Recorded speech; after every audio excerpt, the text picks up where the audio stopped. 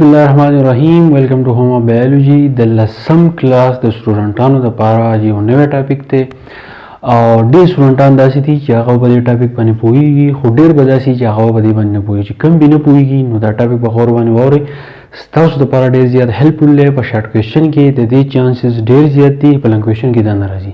که شارټ کوېسچن لپاره یادوئ نو آلویز ځان پوه کوئ د هغې نه بعد چې دی یاد کوئ که پوه شوئ نورو ملګرو سره چې دی ضرور شیر کوئ دا ټاپک څه دی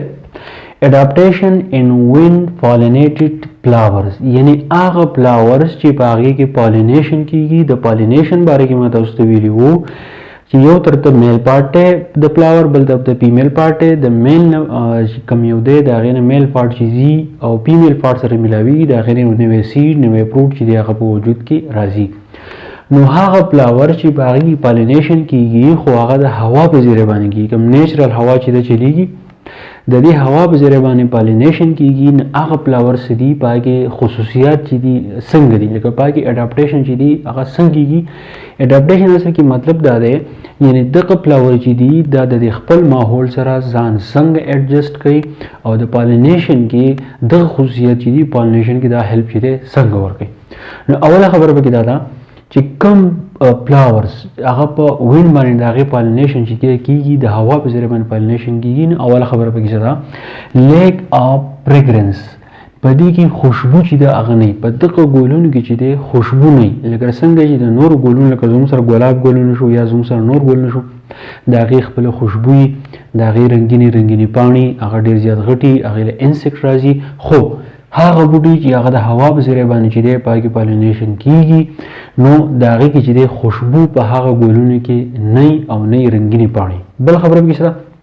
پولنز آر سمال پولنز چې دی دا زموږ سره میل پارټ دی دا د چې کوم میل فلاور دی د هغې میل پارټ دی هغې ته موږ پولنز وایو او دا پولنز چې دي نو دا زموږ سره داسې وړې شانتې دانې نو د دې چې کوم پولنز دي کم فلاور چې د وینډ په ذریعه باندې چې پالینیشن کوي نو د هغې چې کم پولنز دي نو هغه سمال هغه ډېر زیات واړی بله خبره پکې شته سموت د دې چې کوم پولنز دي نو دا ډېر زیات سموت دي د سموت پیدا دا چې کله فیمیل پارټ سره میلاویږي نو دا په اسانه باندې چې کوم اوري ده په فیمیل پارټ کې نو هغې ته چې دی دا په اسانه باندې رسي نو ځکه د الله پاک چې دی دا سموت پیدا کړلی بله خبره پکې دا ده چې ایزیلی ریموویبل مطلب دا دی چې کله تاسو به لیدلي اکثر مونږ چې دی یو قسم ګل دی هغه چې دی کله مونږ وشو که مونږ داسې بوکې ورکړو د هغې نه د سپین بسر کې چې دی نو هغه ته داسې پاسي نو دغه شان دې ته مونږ وایو چې دا ایزیلی ریموویبل دی کله چې هوا راشي نو د دې دا فولنس چې دی لکه دا زموږ سره یو فلاور دی دا زموږ سره چې دی میل پارټ دی په دې کې او په دې کې چې دی دا پولنس دی ټیک شو بل زموږ سره چې دی دا فیمیل پارټ دی د دې دا سیټ چې دی دا لږ غټ جوړوم چې تاسو چې دی په دې پوه شئ فرض کړه دا زموږ سره چې دا اوري ده او دا ګل دی زموږ سره نو دین دا فولن چې دی چې کله هوا راشي یعنی چې کله سیلۍ راشي نو د دې نه فولن چې دی یو خو دا وړوکی یو ډېر زیات سموتي او چې کله سیلۍ راشي دا په اسانه باندې چې دی د دې نه ځي او فیمیل پارټ سره چې دی فرض کړه فیمیل پارټ ته چې دی ورسېدو نو هلته کې دا بیا زموږ سره څه کوي دا چې دی خپل پالینیشن چې دی هغه کوي دویمه خبره پکې دا ده presence of wings of pollens تاسو به لیدلي چې اکثر کوم پولنز چې د هغې څانګونه لکه زموږ سره پولن چې دی وړې دانې هغه چې دی په سپین پټونو کې بند دي هغه پټونه چې هغه ډېر زیات نري ډېر زیات پاستی چې